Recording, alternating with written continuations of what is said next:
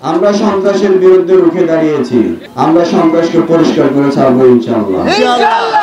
লাল বাদশার আস্তানা জ্বালিয়ে দাও, পুড়িয়ে দাও, জ্বালিয়ে দাও, পুড়িয়ে দাও। লাল বাদশার আস্তানা, সন্ত্রাসীদের আস্তানা জ্বালিয়ে দাও, পুড়িয়ে দাও। আজকে আমরা সবাই একত্রিত হয়েছি শুধুমাত্র সন্ত্রাসের বিরুদ্ধে এবং সন্ত্রাসীদেরকে প্রতিহত করার জন্য। বিগত 15-16 বছর ধরে ফ্যাসিস্ট হাসিনা আমলের আমলে জঙ্গল চলনপুর ছিন্নমূলের তাসের রাজত্ব যারা করেছেন তাদের রাজত্ব আমরা দেখেছি এবং তাদেরও ধ্বংসলীলা দেখেছি, তাদের নেতৃত্ব দেখেছি। ছিন্নমূলে যারা নেতৃত্ব দিতে আসেন তারা সবাই লুটতরাজ এবং চাঁদাবাজি ছাড়া আর কিছু বোঝে না। আপনাদের শীর্ষ সন্ত্রাসী রাজু আমাদের বিরুদ্ধে স্ট্যাটাস দেয়, আমার ঠিকানাও জানা না। যদিও আমার ঠিকানা না জানে, আমার ঠিকানা নিয়ে নাও, আমি অরিজিনাল নোয়াখালী। আওয়ামী লীগ স্বৈরশাসক যাওয়ার পর থেকে যারা এখন আসে ছিন্নমূলে লুটতরাজ চালাচ্ছে তাদেরকেও দেখতেছি। দুঃখের বিষয় হলো আওয়ামী লীগের আমলে আমাদেরকে বলতে আমরা জামাত বিএনপির দোষর, ঠিক কিনা?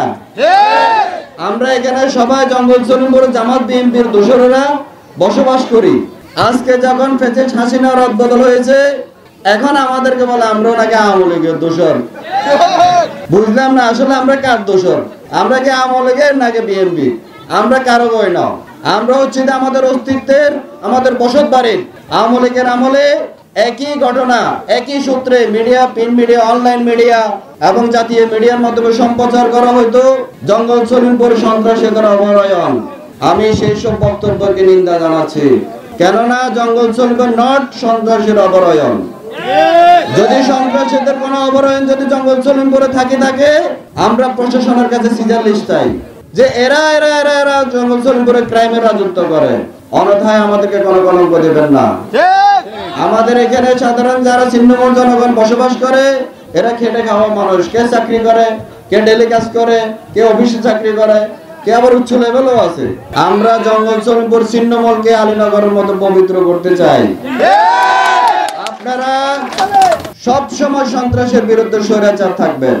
আমি প্রিন্ট মিডিয়া এবং অনলাইন মিডিয়া, জাতীয় মিডিয়াদেরকে বলবো যারা আমাদেরকে সন্ত্রাসী অপরাধ হিসেবে আখ্যায়িত করেন তাদের কাছে আপনারা ডকুমেন্ট চাইবেন যে তারা কে কে সেখানে সন্ত্রাসীগিরি করে, তাদের সিজার লিস্ট দেন, আমরা তাদের নামগুলো অনলাইন সব মিডিয়াতে প্রচার করব। অন্যথায় আমাদেরকে সন্ত্রাসীর অপরাধ বলে আর কখনো আপনারা আখ্যায়িত করবেন না।